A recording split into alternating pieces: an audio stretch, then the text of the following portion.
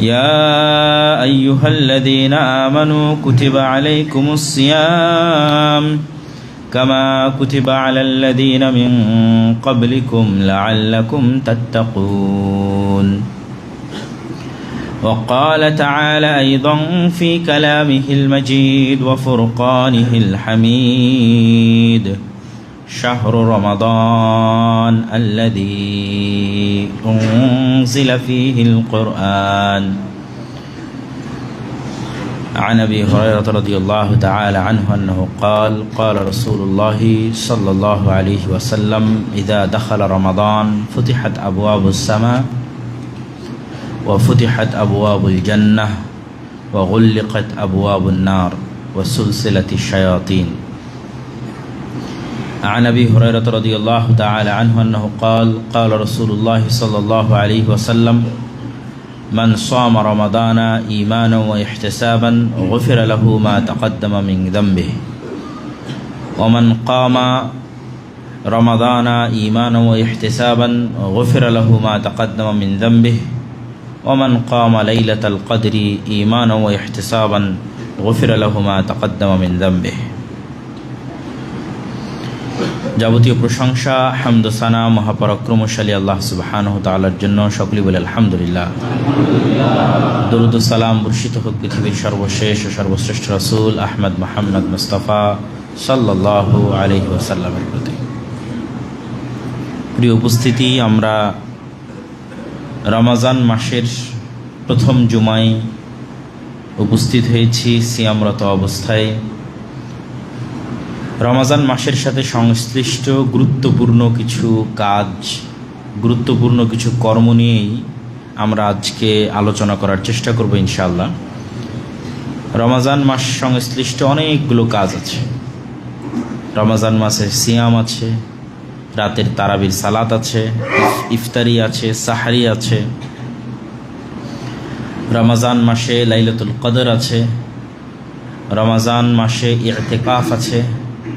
রমজান মাসে জাকাত বের করার একটি চিন্তা চেতনা এবং প্রবণতা আছে, যেহেতু রমজান মাসে রাসূল সাল্লাল্লাহু আলাইহি ওয়াসাল্লাম বেশি বেশি দান করতেন।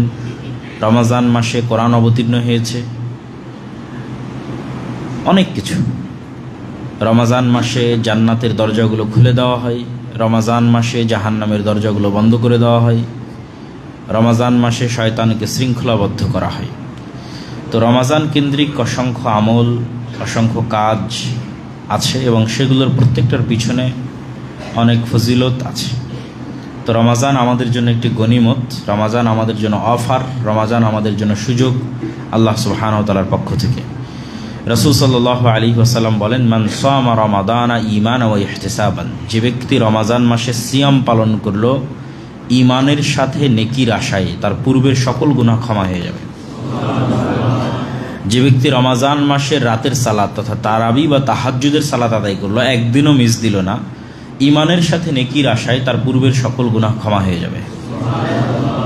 যে ব্যক্তি রমজান মাসে লাইলাতুল কদর পেল এবং লাইলাতুল কদরে ইবাদত করলো, তার অতীতের সকল গুনাহ ক্ষমা হয়ে যাবে শুধু এক রাতের ইবাদতের কারণে। তাহলে কি পরিমাণ ফজিলত, কি পরিমাণ সুযোগ এবং অফার এই রমজান মাসে আছে, তা আমরা খুব ভালোভাবেই চমৎকারভাবেই বুঝতে পারছি।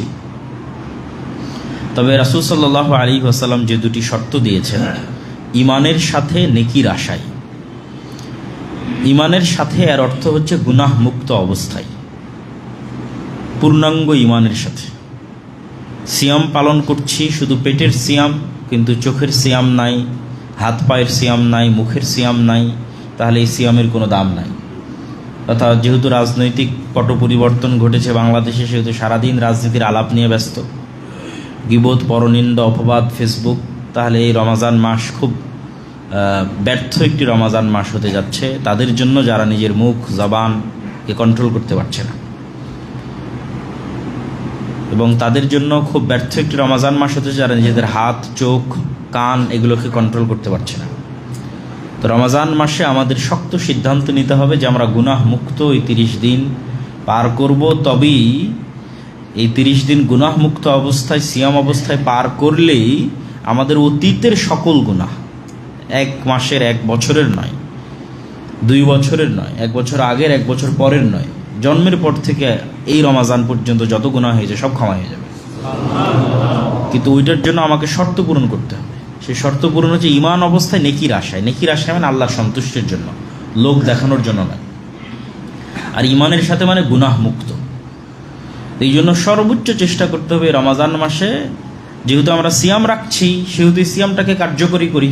কেন কষ্ট করে না খেয়ে থাকাটাকে নষ্ট করব?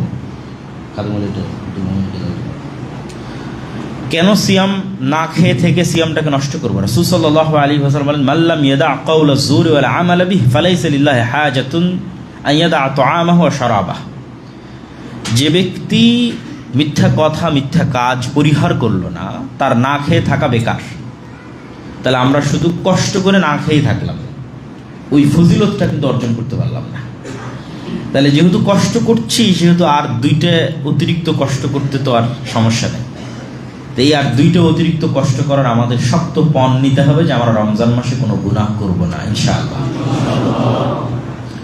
তাহলে আমরা ইনশাআল্লাহ রমজানের যে ফজিলত সেটা আমরা পাবো। দ্বিতীয়, রমজানে সবচেয়ে জরুরি কাজ কি, বা মানুষের জীবনে আসলে সবচেয়ে জরুরি কাজ কি? সেই 2টা কাজই রমজানে সবচেয়ে জরুরি কাজ। শেখ আব্দুর রাজ্জাক বিন ইউসুফ বহু বক্তব্যে বলেছেন, মানুষের জীবনে 1 নম্বর ইমার্জেন্সি হচ্ছে সালাত। 1 নম্বর সবচেয়ে জরুরি আদায়যোগ্য কাজ, যার চেয়ে জরুরি কোনো কাজ পৃথিবীতে নাই, সেটা সালাত। তার সাথে দ্বিতীয় জরুরি কাজ হচ্ছে কোরআন। এই জন্য উনি ওনার বহু বক্তব্যে বলেছে যে দিনে কিছু যদি না পারেন সূরা নাস, ফালাক, ইখলাস হলেও পড়তে হবে, কোরআনের সাথে থাকতে হবে। তা এই রমাজান মাসেও আমাদের সবচেয়ে জরুরি 2টা করণীয়, 1 নম্বর 5 ওয়াক্ত ফরজ সালাত, যদি পারা যায় জামাতের সাথে, সর্বোচ্চ চেষ্টা করা। অন্তত এই রমাজান মাসে যদি আমরা কিছু না করতে পারি, যে রমাজান মাসে আমি কি করতে চাই কিছুই করতে পারলাম না, অন্তত এই 2টা কাজ যেন আমাদের মিস না হয়। 1, আমরা সালাত মিস দিব না, চেষ্টা করব 5 ওয়াক্ত সালাত জামাতের সাথে আদায় করার। 2, কোরআন।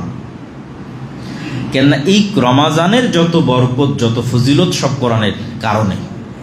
শাহরু রমাদান আল্লাযী উনজিলা ফীহিল কোরআন, এই মাস সেই মাস যে মাসে কোরআন অবতীর্ণ হয়েছে। ইন্না আনজালনাহু ফী লাইলাতিল কদর, আর আমরা কোরআনকে অবতীর্ণ করেছি লাইলাতুল কদরে। তাহলে লাইলাতুল কদরের শ্রেষ্ঠত্ব কোরআনের কারণে, রমজানের শ্রেষ্ঠত্ব কোরআনের কারণে, মুহাম্মদ সাল্লাল্লাহু আলাইহি ওয়াসাল্লামের শ্রেষ্ঠত্ব কোরআনের কারণে, উম্মতে মুহাম্মাদির শ্রেষ্ঠত্ব কোরআনের কারণে। নূহ আলাইহিস সালাতু ওয়াস সালামের কওমের একজন মুমিন যদি 1000 বছর জীবন পেয়ে থাকে, আর উম্মতে মুহাম্মাদির একজন মুমিন যদি 60 বছর জীবন পেয়ে থাকে, তাহলে গ্যাপ প্রায় 940 বছর। তাহলে নূহ আলাইহিস সালাতু ওয়াস সালামের কওমের একজন মুমিনের 940 বছরের ইবাদতকে উম্মতে মুহাম্মাদির একজন মাত্র 60 বছরের ইবাদত দিয়ে কিভাবে পার করবে? কিভাবে কিয়ামতের মাঠে উম্মতে মুহাম্মাদি নেকিতে সর্বশ্রেষ্ঠ হবে, অথচ হায়াত 60 বছর, কিন্তু তারাই জান্নাতে সর্বশ্রেষ্ঠ নেকির অধিকারী হবে।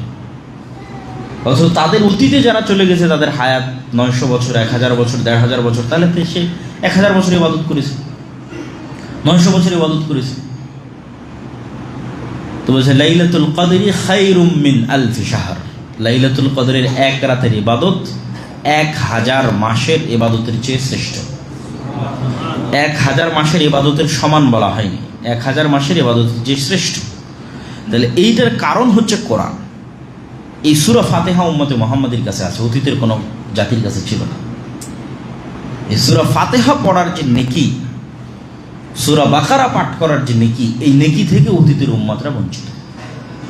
এই জন্য কোরআন দিয়েই এবং কোরআনের বরকতেই উম্মতে মুহাম্মাদি অতীতের উম্মতের 1000 বছরের ইবাদতকে অতিক্রম করে যাবে মাত্র 60 বছরের জীবনের, তাও পুরোটা নয়। আমরা প্রতিদিনের 8 ঘন্টা ঘুমাই, তাহলে আমাদের জীবনের 3 ভাগের 1 ভাগ আমরা ঘুমাই, 60 বছরের 20 বছর ঘুমাই।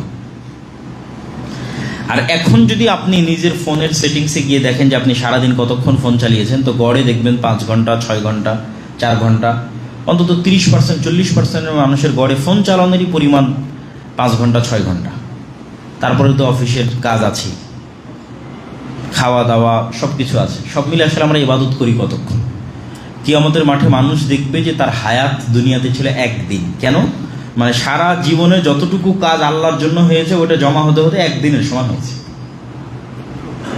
5 মিনিট আল্লাহর জন্য, 10 মিনিট আল্লাহর জন্য, এই করতে করতে 1 ঘন্টা আল্লাহর জন্য, এই করতে করতে করতে করতে করতে 24 ঘন্টা, 60 বছর মিলিয়ে 24 ঘন্টা টিকানো গেছে আল্লাহর জন্য। তাহলে দুনিয়াতে সে প্রকৃত জীবন যেটা সে যাপন করেছে সেটা মাত্র একদিন, ওইটা প্রকৃত জীবন। আর বাকি যেটা সে অন্য জায়গায় ব্যয় করেছে সেটা কিন্তু প্রকৃত জীবন নয়। তাহলে আমাদের রমজানের জরুরি 2টা কাজের একটা কাজ সালাত, এবং দ্বিতীয় জরুরি কাজ হচ্ছে কোরআন। কোরআনের বিষয়ে আমি বহু বক্তব্যে বলেছি, কোরআনের গুরুত্ব তুলে ধরার জন্য, কোরআনের প্রয়োজনীয়তা তুলে ধরার জন্য। তাও আজকে 2-1টা সংক্ষিপ্ত কথা বলি। রাসূল সাল্লাল্লাহু আলাইহি ওয়াসাল্লাম বলছেন, প্রত্যেক মানুষের কিছু ক্লোজ সার্কেল থাকে। যেমন আমরা গত সরকার বলি, এই সরকার বলি, সব সরকারেরই দেখা যাচ্ছে যে প্রধানমন্ত্রী হয় তার নিজস্ব একটা ক্লোজ সার্কেল থাকে। তো মানুষ হয়তো চিন্তা করে যে আমি যদি সে ক্লোজ সার্কেলের অন্তর্ভুক্ত হতে পারতাম, বড় ব্যবসায়ী, বড় পদের কেউ। তো রাসূল সাল্লাল্লাহু আলাইহি ওয়াসাল্লাম বলছেন, আল্লাহর নিজস্ব একটা ক্লোজ সার্কেল আছে। আল্লাহ সুবহানাহু ওয়া তাআলার ফ্রেন্ড, আল্লাহ সুবহানাহু ওয়া তাআলার ওয়ালি, আউলিয়াউর রহমান, আল্লাহর বন্ধু, যারা আল্লাহ সুবহানাহু ওয়া তাআলার অতি নিকটে থাকবে এবং অতি ক্লোজ, অতি কাছে থাকবে, তারা হচ্ছে আহলুল্লাহ। তাদের নাম দেওয়া হয়েছে আহলুল্লাহ, তারা আল্লাহর লোক। যে উমুক হচ্ছে প্রাইম মিনিস্টারের লোক, উমুক কিন্তু কমিশনারের লোক, উমুক উমুকের লোক, এটা একটা সম্মান, পাওয়ার। তাহলে কেউ পৃথিবীতে কিছু মানুষ আছে যারা কার লোক? আল্লাহ। তারা হচ্ছে যারা কোরআনের সাথে সবসময় উঠা বসা করে। আল্লাহু আকবার। যাদের উঠা বসা চলাফেরা কোরআনের সাথে, তারা আল্লাহর লোক, তারা আল্লাহর খুব কাছের আউলিয়াউর রহমান। রাসূল সাল্লাল্লাহু আলাইহি ওয়াসাল্লাম বলছেন, আল কোরআন হুজ্জাতুন লাকুম আও আলাইকুম। কোরআন তোমাদের পক্ষে দলিল অথবা তোমাদের বিপক্ষে দলিল। আমরা সিয়ামের কথা শুনেছি, এই যে সিয়াম আমাদের পক্ষে সাক্ষী দিবে, কিন্তু কোথাও হাদিসে বলা নাই যে সিয়াম আমাদের বিপক্ষে সাক্ষী দিবে। আর যে কোনো ইবাদতের ক্ষেত্রে এটাই পাওয়া যায় যে সেই ইবাদত যদি সাক্ষী দেয়, কথা বলে, পক্ষেই কথা বলবে। কোরআন একমাত্র ব্যতিক্রম যে যদি পক্ষে না বলে তাহলে কিসে বলবে? বিপক্ষে বলবে, চুপ থাকবে না। কোরআনের বিষয়ে চুপ থাকার কোনো দলিল কোরআন এবং হাদিসে নাই। সিয়াম রেখেছি, সিয়াম পক্ষে বলবে, রাখিনি, কথা নাই। তাহলে একমাত্র ব্যতিক্রম কোরআন। পড়লাম পক্ষে বলল, না পড়লাম নাই, না না পড়লাম এবার বিপক্ষে বলবে, তাহলে তো বিপদ। এই জন্য কোরআনের বিষয়টি এত সহজ নয়। পড়লাম পক্ষে বললো, শাফাত করলো, আর না পড়লাম নাই, জি না পড়লে বিপক্ষে বলবে। হুজ্জাতুল লাকুম ওয়া আলাইকুম। কোরআন তোমাদের প্রত্যেকের হয় পক্ষে কথা বলবে, না বিপক্ষে কথা বলবে। তাহলে কোরআন যেন আমাদের বিপক্ষে কথা না বলে, এর প্রস্তুতি তো আমাদেরই নিতে হবে। এবং কোরআন কথা বলবে, কথা ঠিক, কেননা কিয়ামতের মাঠে অসংখ্য আমলের বিভিন্ন প্রতিকৃতি এবং বিভিন্ন রূপ আল্লাহ সুবহানাহু ওয়া তাআলা দিবেন, এবং অসংখ্য কিছুকে আল্লাহ কথা বলার শক্তি দিবেন। আল্লাহ বলছেন, আল্লাযী আনতাকাকুম, যিনি তোমাদের কথা বলার শক্তি দিয়েছে।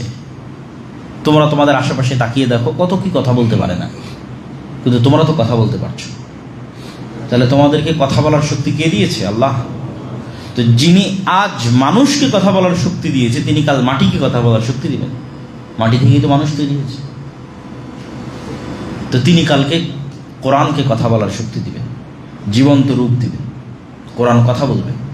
এটা অতি সহজ এবং বিশ্বাসযোগ্য। তো রমজানে আমরা সর্বোচ্চ চেষ্টা করতে হবে আমাদেরকে, যে আমরা 5 ওয়াক্ত সালাত যদি পারা যায় জামাতের সাথে সর্বোচ্চ গুরুত্ব দিয়ে, আর 2 কোরআন। কোরআন পৃথিবীতে থাকা এমন কিছু যা সরাসরি রব্বুল আলামিনের জাতের সাথে কানেক্টেড। আর কোনো কিছুই পৃথিবীর রব্বুল আলামিনের সত্তার সাথে সম্পৃক্ত নয়। রব্বুল আলামিনের সৃষ্টি সবকিছু তার সত্তার সাথে কানেক্টেড নয়, তার সিফাত, তার গুণ নয়। আল্লাহ সুবহানাহু তাআলার হাত আল্লাহ সুবহানাহু তাআলার সাথে কানেক্টেড, সম্পৃক্ত, তার সিফাত, তার গুণ। আর পৃথিবীতে আর বাকি যা কিছু আছে সব আল্লাহর সৃষ্টি। একমাত্র কোরআন হচ্ছে কালামুল্লাহ, আল্লাহর বাণী। আল্লাহর আওয়াজ, আল্লাহর শব্দ, আল্লাহর বাক্য। এই জন্য কোরআনের গুরুত্ব সীমাহীন এবং অপরিসীম। এমনিতেই যে কোনো আসমানি কিতাবের গুরুত্ব সীমাহীন ও অপরিসীম।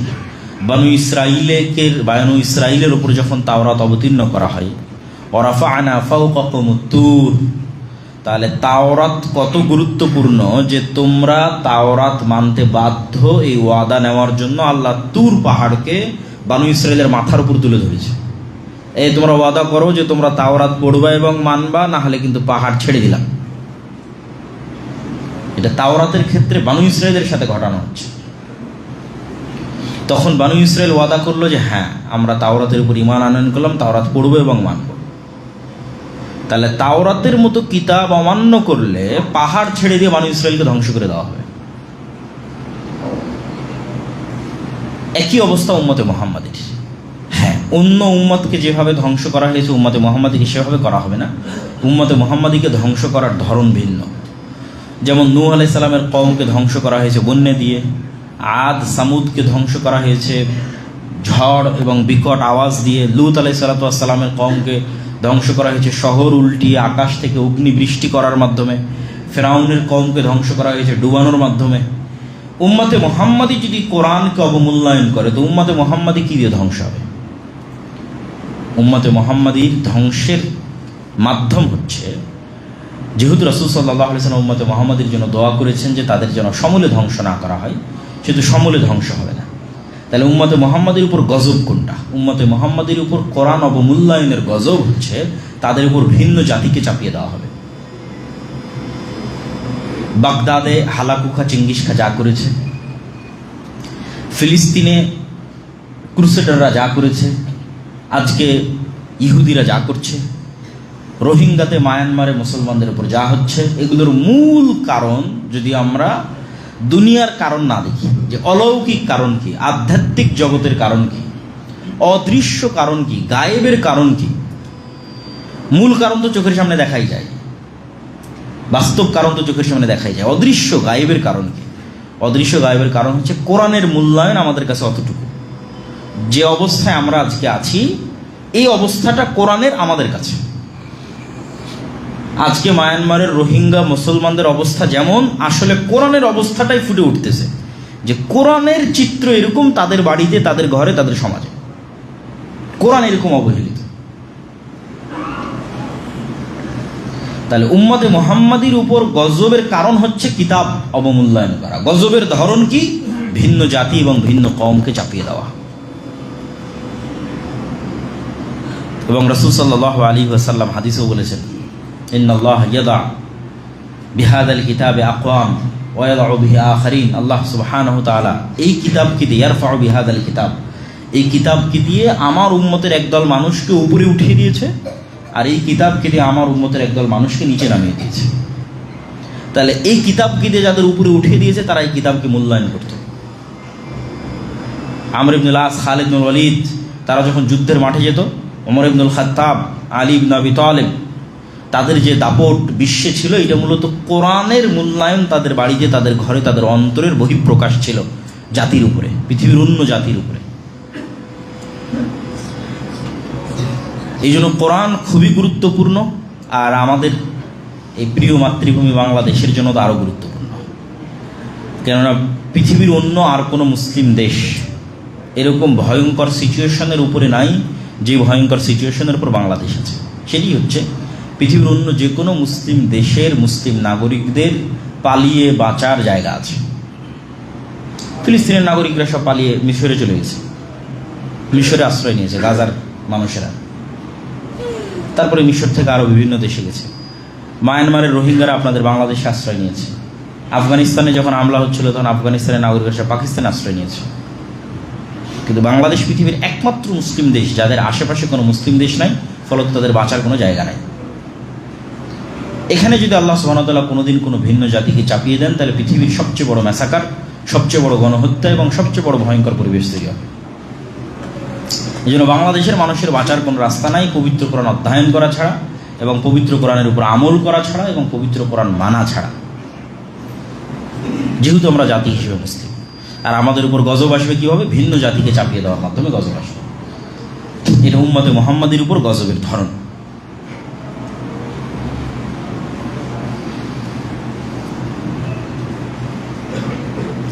কোরআনের ক্ষেত্রে আরো একটি বিষয়, সেটি হচ্ছে আমরা অনেকেই মনে করি যে আমাদের ছোট্ট সন্তানেরা কোরআন শিখবে, তাদেরকে আমরা মক্তবে পাঠাই, মাদ্রাসায় পাঠাই, স্কুলে পাঠাই।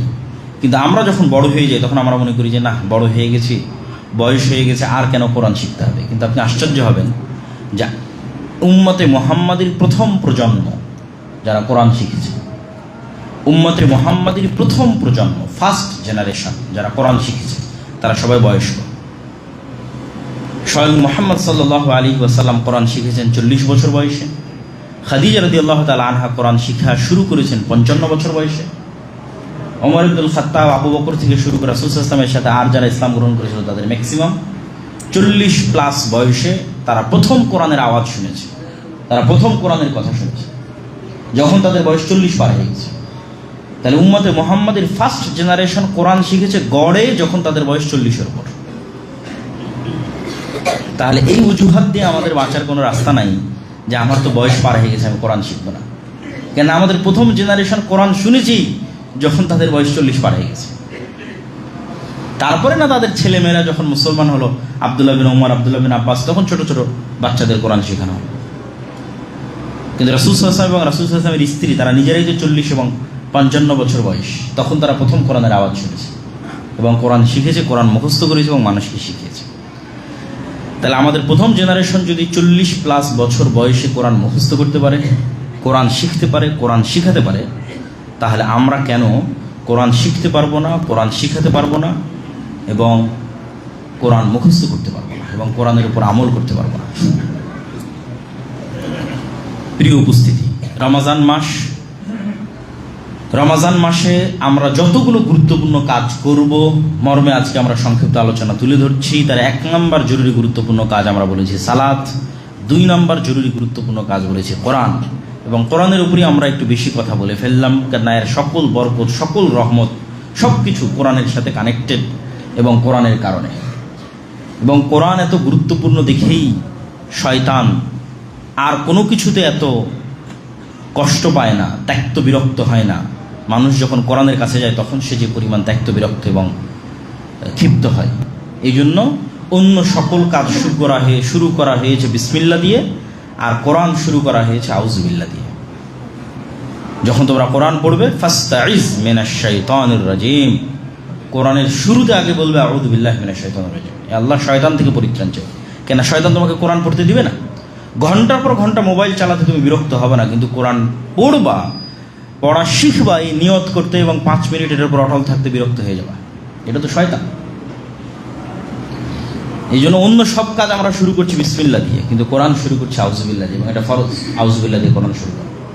কেন আমাদেরকে কোরআন পড়তে দিবে না, এই মর্মে সবচেয়ে বড় শক্তি হচ্ছে শয়তান। না, কোরআন আমাদেরকে হেদায়েতের রাস্তায় নিয়ে যাবে, আল্লাহ সুবহানাহু ওয়া তাআলার সাথে নিয়ে যাবে। রমজান মাসে জরুরি আর যে কাজগুলো, আমরা রমজানের একটি সংক্ষিপ্ত রুটিন আপনাদের সামনে তুলে ধরতে চাই, যেটির মধ্যে অন্য জরুরি কাজও আসবে। উঠবে, সাহারিতে রান্না করবে, রান্না করে খাবে, যেটা আমাদের আগে গ্রামে দেখা যেত। এখন অনেকটাই দেখা যাচ্ছে যে সাহারি আমরা অনেকেই করতেই ইচ্ছুক না, উঠতে ইচ্ছুক না, উঠে রান্না করতে ইচ্ছুক না। সাহারিতে উঠার অভ্যাস করতে হবে, সাহারিকে কালচার বানাতে হবে এবং সাহারিতে খেতে হবে রাসূল সাল্লাল্লাহু আলাইহি ওয়াসাল্লামের সুন্নাহ। পরের কথা হচ্ছে সাহারির পরে, ফজরের সালাতের পরে ঘুমানোর যে বদ অভ্যাস আমরা সবাই রপ্ত করে ফেলেছি। এই বদ অভ্যাস থাকলে রমজান মাসকে ভালোভাবে কাজে লাগানো যাবে না, খুব উপকারীভাবে আপনি কাজে লাগাতে পারবেন না। কেননা সব বরকত সকালে থাকে। একদিন সকালকে কাজে লাগিয়ে দেখেন কি পরিমাণ সময়কে আপনি কাজে লাগাতে পারছেন, কত কাজ আপনি সারাদিনে করতে পারছেন, কত কি আপনি শিখতে পারছেন। একদিন করে দেখেন। আপনি সকালে ঘুমাবেন না তা না, সূর্য ওঠার পরপরই ঘুমিয়ে যান। সূর্য খুব দ্রুতই উঠে, ফজরের সালাতের পর হয়তো সর্বোচ্চ 1 ঘন্টা পরে সূর্য উঠে যায়। 40-45, 1 ঘন্টা, 100-1 ঘন্টার মধ্যে সূর্য উঠে যায়। সূর্য উঠা পর্যন্ত অপেক্ষা করার পর আপনি রেস্ট নিতে পারেন।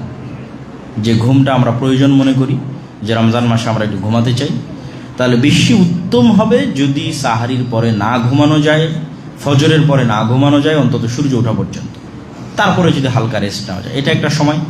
এই সময়টাকে কাজে লাগালে আপনি পুরো রমজানকে শতভাগ কাজে লাগাতে পারবেন।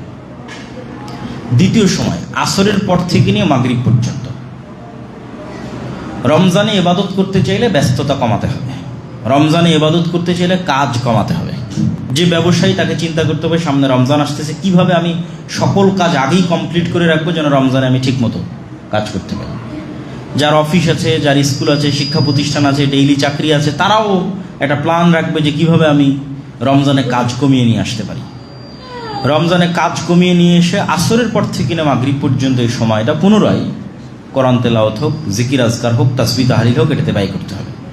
কেন আপনি ফজরের পর থেকে নিয়ে সূর্য ওঠা পর্যন্ত যদি একই জায়গায় বসে থেকে জিকির আজকার, তাসবিহ তাহলিল, কোরআন তেলাওয়াত, কোরআন শিখায় ব্যয় করেন এবং ওই সেম জায়গায় সূর্য ওঠার পর যদি আপনি 2 রাকাত সালাত আদায় করে উঠে আসেন, তাহলে আপনি কবুল হজের সমান নেকি পাবেন।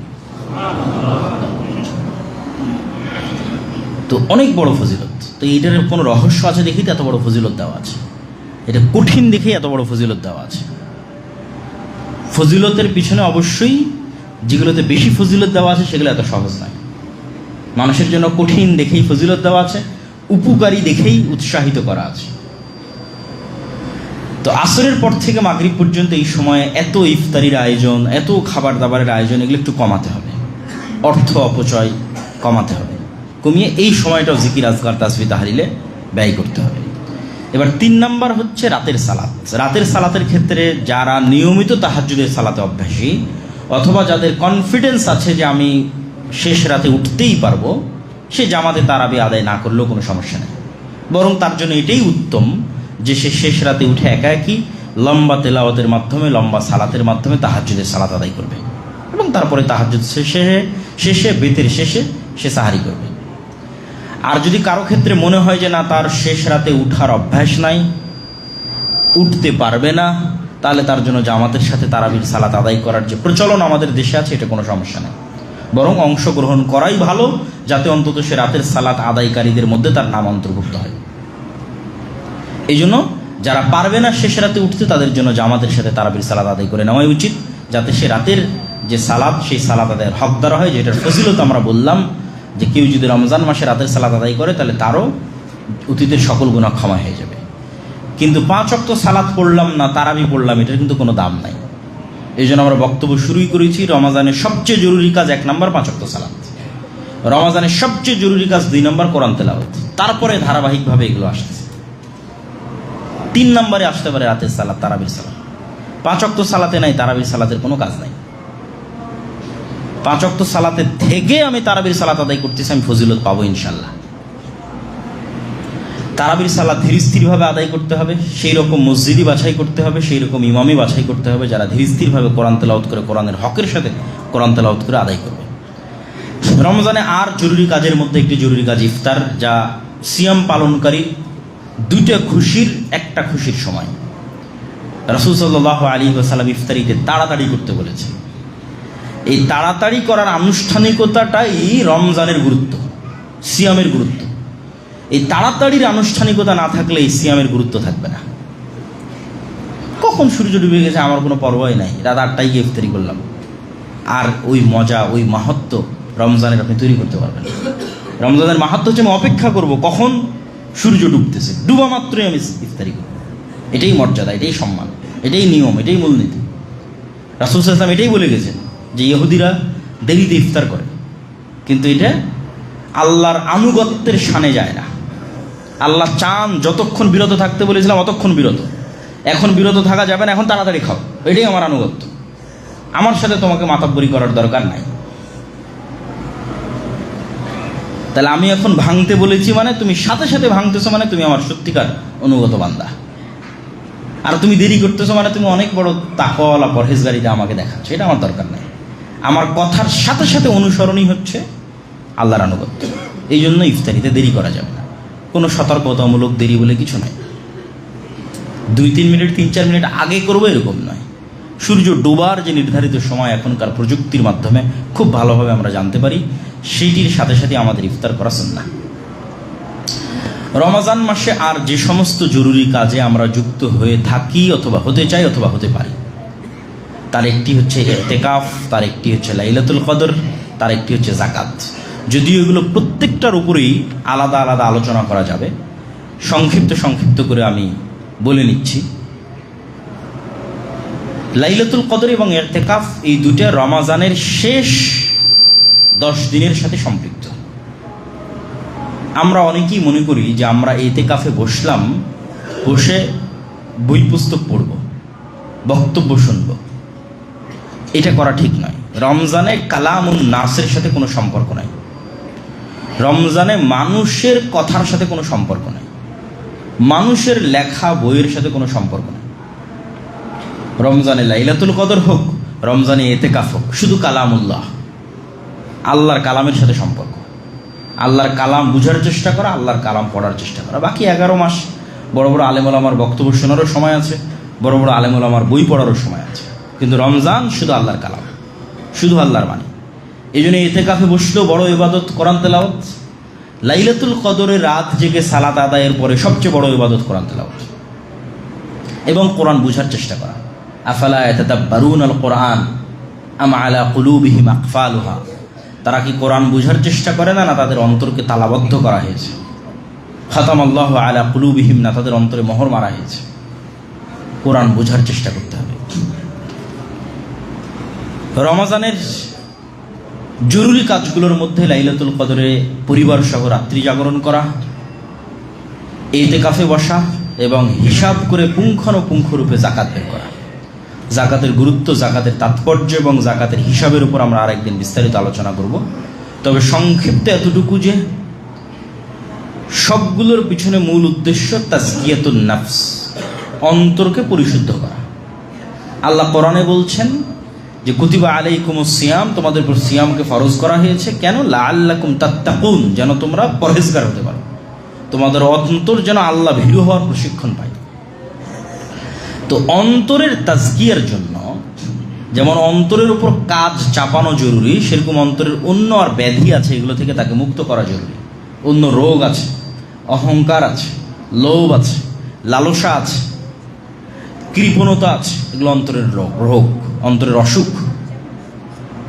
এই জন্য যখনই আল্লাহ সুবহানাহু ওয়া তাআলা সালাতের কথা বলেছে তখনই যাকাতের কথা বলেছে, যখন এমনি আল্লাহর ইবাদতের কথা বলেছে তখনই দানের কথা বলেছে। কারণ এটার মাধ্যমে অন্তরের রোগ মুক্ত হয়, অন্তর কৃপণতা মুক্ত হয়, অন্তর লোভ মুক্ত হয়, অন্তর লালসা মুক্ত হয়। এবং বাধ্যতামূলক একটা তৈরি করে দেওয়া হয়েছে যে তোমাকে যাকাত দিতে হবে, ফিতরা দিতে হবে, অবশ্যই বাধ্যতামূলক। এর বেশি তো আরো দান করতেই হবে। তাহলে আমাদের অন্তরের কৃপণতা এবং লোভ লালসা থেকে বাঁচতে আমাদের যাকাত দিতে হবে, যাকাতের হিসাব করতে হবে। এবং এই রমজান মাসে পুঙ্খানুপুঙ্খরূপে যাকাতের হিসাব করে যাকাত বের করার চেষ্টা করতে হবে। রাসূল সাল্লাল্লাহু আলাইহি ওয়াসাল্লাম রমজান মাসে এমন বেশি দান করতেন, পূর্ব দিক থেকে প্রবাহিত বাতাসের চেয়েও বেশি দান করতেন। তথা কিছু ধরে রাখতেন না, দিতেই থাকতেন। মানুষ যত দিবে আল্লাহ মানুষকে তত দিবেন, এটি মূলনীতি। মানুষ যত দয়া করবে আল্লাহ তত দয়া করবেন। মানুষ যত আরেক মানুষকে ক্ষমা করবে আল্লাহ ওই মানুষকে তত ক্ষমা করবেন। মানুষ আরেক মানুষকে যত খাওয়াবে আল্লাহ ওই মানুষকে তত খাওয়ার ব্যবস্থা করে দিবেন। মানুষ আরেক মানুষের যত রিজিকের ব্যবস্থা করে দিবে আল্লাহ এই মানুষের তত রিজিকের ব্যবস্থা করে দিবেন। আপনার দান আর যাকাতের টাকা তো আল্লাহ নিয়ে চলে যাবে না, আপনার দান আর যাকাতের টাকা দিয়ে আরেক মানুষের খাবারের ব্যবস্থা হবে। এটাই মহত্ব ইসলামের। এই জন্য ইফতারির ক্ষেত্রে কি বলা হয়েছে, যে কেউ যদি আরেকজন সিয়াম পালনকারীকে ইফতার করে তাহলে ওরও সিয়ামের নেকি সে পাবে। তাহলে আরেকজনের সিয়ামের নেকি আমি পেলাম কি শুধু খাওয়ানো দিয়ে? তাহলে খাওয়ানো একটা ইবাদত না হলে কিভাবে শুধু খাওয়ানো দিয়ে আরেকজনের সিয়ামের নেকি পাওয়া যায়? রাসূল সাল্লাল্লাহু আলাইহি সাল্লামকে জিজ্ঞেস করা হলো আইয়ুল ইসলামে আফজাল, ইসলামের সর্বশ্রেষ্ঠ ইবাদত কোনটা বলেন? তা আল্লাহ নবী বললেন ইসলামের সর্বশ্রেষ্ঠ ইবাদত দুইটা, পরিচিত অপরিচিত সবাইকে সালাম দিবা আর মানুষকে শুধু খাওয়াবা। খাওয়ানো ইবাদত। তাহলে একজন সিয়াম পালনকারীকে শুধু খাওয়ানোর মাধ্যমে আমি তার সিয়ামের নেকি পেয়ে যাচ্ছি। এই জন্য দেখবেন মক্কা মদিনায় গেলে এই কালচারটা তারা ধরে রেখেছে, ইফতার করানো। আলহামদুলিল্লাহ আমরাও উদ্যোগ নিয়েছি যে আমাদের দাওয়া সেন্টারে ইফতারির ব্যবস্থা থাকবে এবং আমাদের দাওয়া সেন্টার থেকে আশেপাশের ফুটপাতে থাকুক, অসহায় রিক্সা চালক থাকুক বা যারাই থাকুক, তাদের মধ্যে আমরা প্রতিদিন আমাদের সামর্থ্য অনুযায়ী যত প্যাকেট সম্ভব আমরা ইফতার বিতরণ করার চেষ্টা করব। আপনারা নিজেরাও যদি মনে করেন তাহলে এখানেও ইফতারিতে আসতে পারেন, এবং আপনারা যদি মনে করেন এখানের যে ইফতারি প্রজেক্ট আছে সেটিতে অংশগ্রহণ করবেন, তাহলে সেটিতে অংশগ্রহণ করতে পারেন। সেটি দিয়ে আমরা যতদূর সম্ভব এখানেও ইফতারির ব্যবস্থা এবং বাইরের যে সমস্ত অসহায় গরিব মিসকিন ফুটপাতে থাকে, রাস্তাঘাটে ভিক্ষুক, রিক্সা চালক, আরও যারা আছে, তাদের সকলের মধ্যে আমরা ইফতার বন্টনের একটি প্রজেক্ট হাতে নিয়েছি। এটিতে আপনারা অংশগ্রহণ করতে পারেন। আল্লাহ সুবহানাহু ওয়া তাআলা আমাদের কবুল করুক, আল্লাহুম্মা আমিন। রমজানের সাথে সংশ্লিষ্ট 3টে জরুরি মাসালা: কাফফারা, ফিদিয়া, কাজা। রমজানের মাসালাগুলোর মধ্যে এই 3টে মাসালা একটা আরেকটার সাথে কিন্তু মিল নাই। একটার নাম কাফফারা, একটার নাম ফিদিয়া, একটার নাম কাজা। কখন কাজা, কখন কাফফারা, কখন ফিদিয়া? আল্লাহ সুবহানাহু তাআলা সকল ইবাদতে অপশন রেখেছেন, এক্সকিউজ, অপশন, সুযোগ, ছাড়। শুধু সালাতে নাই, শুধু সালাতে নাই। তুমি অসুস্থ কি, তুমি কি অবস্থায় আছো, এটা দেখে লাভ নেই, সালাত আদায় করতে হবে। তো সিয়ামের ক্ষেত্রে আল্লাহ সুবহানাহু তাআলা অসুস্থ ব্যক্তিকে, সিয়ামের ক্ষেত্রে মুসাফির ব্যক্তিকে তাদের সিয়াম ছাড়ার অনুমতি দেওয়া আছে। বয়োবৃদ্ধ ব্যক্তিকে, যার আর কখনো সুস্থ হওয়ার সুযোগ নাই, গর্ভবতী মাকে, দুগ্ধ দানকারিণী মাকে এবং হায়েজ ও নিফাস তথা সন্তান প্রসবের পর যে রক্ত প্রবাহিত হয় এবং প্রতি মাসে যে রক্ত প্রবাহিত হয়, এই অবস্থায় যে সমস্ত মা এবং বোনেরা আছে তাদেরকে, এই ধরনের মানুষকে আল্লাহ সুবহানাহু ওয়া তাআলা সিয়াম ছেড়ে দেওয়ার অনুমতি দিয়েছেন বা সিয়াম ছেড়ে দিবে, এটি বিধান। এখন এই যে এতগুলো ধরনের মানুষ তারা যে সিয়াম ছাড়তেছে, তাদের সিয়ামের কাজা কাফফারা না ফিদিয়া? আমরা শুরু করি কাফফারা দিয়ে। কাফফারা শুধুমাত্র এক শ্রেণীর ব্যক্তির জন্য, যে ব্যক্তি সিয়াম অবস্থায় দিনের বেলা তার স্ত্রীর সাথে সাংসারিক জীবনে গেছে। এই সিচুয়েশন ছাড়া আর কারোর জন্য কাফফারা নাই। তথা কেউ যদি সিয়াম অবস্থায় ইচ্ছা করে খাবার খেয়ে সিয়াম ভেঙে দেয়, তার জন্য কাফফারা নেই। গুনাহে কাবিরা, অনেক বড় গুনাহ। ফরজ সিয়াম ভেঙে দিল, অনেক বড় গুনাহ, কোনো কারণ নাই, কোনো লজিক নাই, কিন্তু কাফফারা নাই। কি আছে সেটা আমরা পরে বলতেছি। তাহলে কাফফারা শুধু ওই ব্যক্তির জন্য যে সিয়াম অবস্থায় দিনের বেলা তার স্ত্রীর সাথে সাংসারিক জীবনে গেছে, তার জন্য কাফফারা। এই কাফফারা এক টানা 60 দিন সিয়াম পালন করা, এক টানা, বিরতি ছাড়া, বিরতিহীন এক টানা 60 দিন সিয়াম পালন, অথবা 60 জন মিসকিনকে খাওয়া, অথবা গোলাম আজাদ করা। যেটা আমি বলেছি যে সিয়ামের মাধ্যমে গুনাহের কাফফারা হয়, অর্থ আদায়ের মাধ্যমে গুনাহের কাফফারা হয়। এখানে 3টার কিন্তু 2টা অর্থ আর একটা সিয়াম। তথা তুমি দিনের বেলা স্ত্রীর কাছে গেছো সিয়াম অবস্থায় রমজান মাসে, তাহলে এই গুনাহটা ক্ষমা হবে আবার সিয়াম রাখার মাধ্যমে। কয়টা সিয়াম? 60টা সিয়াম। তাহলে সিয়াম রাখলে গুনাহ মাফ হয়। অথবা আর 2টার মাধ্যমে, যেগুলো অর্থনৈতিক, টাকা দিয়ে গোলাম আজাদ করো অথবা টাকা দিয়ে 60 জন মিসকিনকে খাওয়াও। তাহলে এই কাফফারা শুধু এই শ্রেণীর মানুষের জন্য।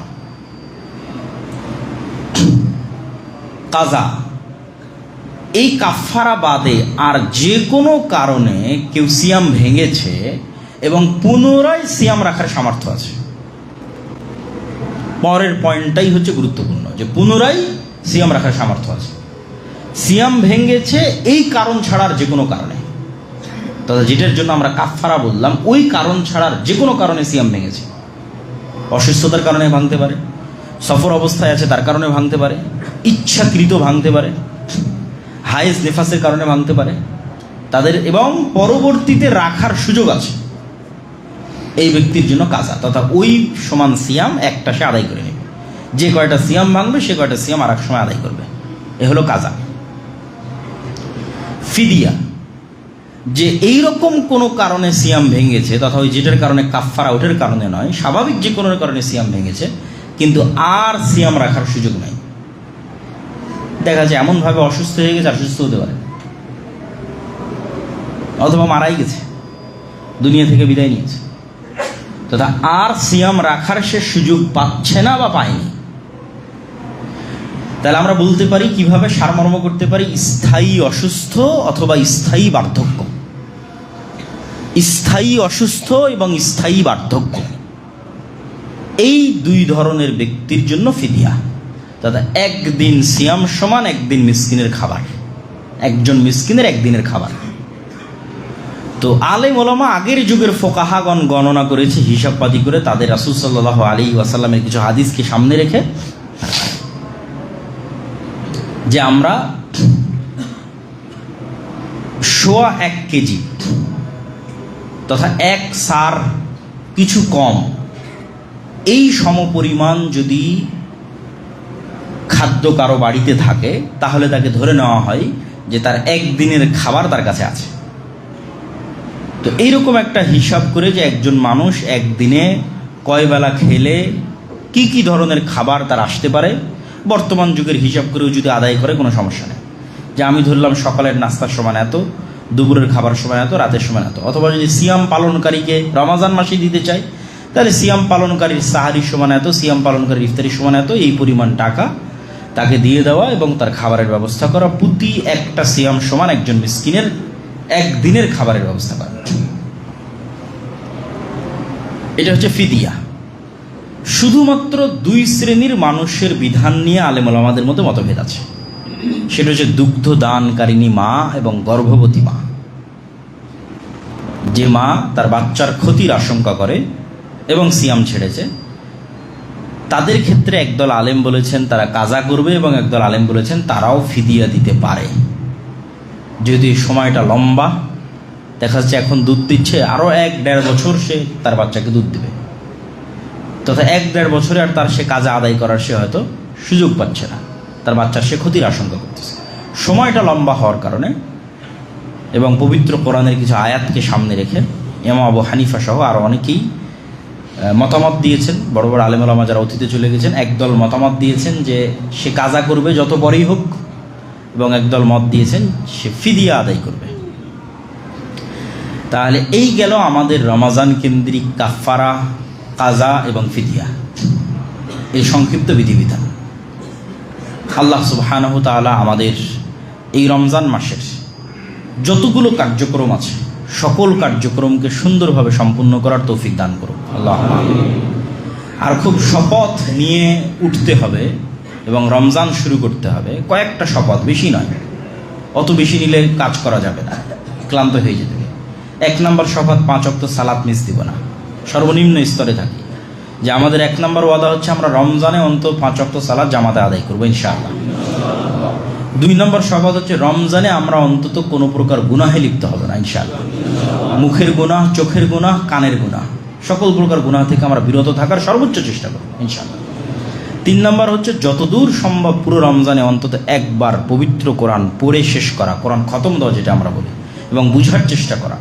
অথবা যে কোরআন পড়তে পারে না সে কোরআন শিখলো, কোরআন শেখার জন্য কোথাও ভর্তি হলো, অ্যাডমিশন নিল, অনলাইনে অফলাইনে যেখানে সম্ভব কোরআনের সাথে সম্পৃক্ত থাকার চেষ্টা করা। আল্লাহ সুবহানাহু ওয়া তাআলা আমাদের তৌফিক দান করুক, আল্লাহুম্মা আমিন।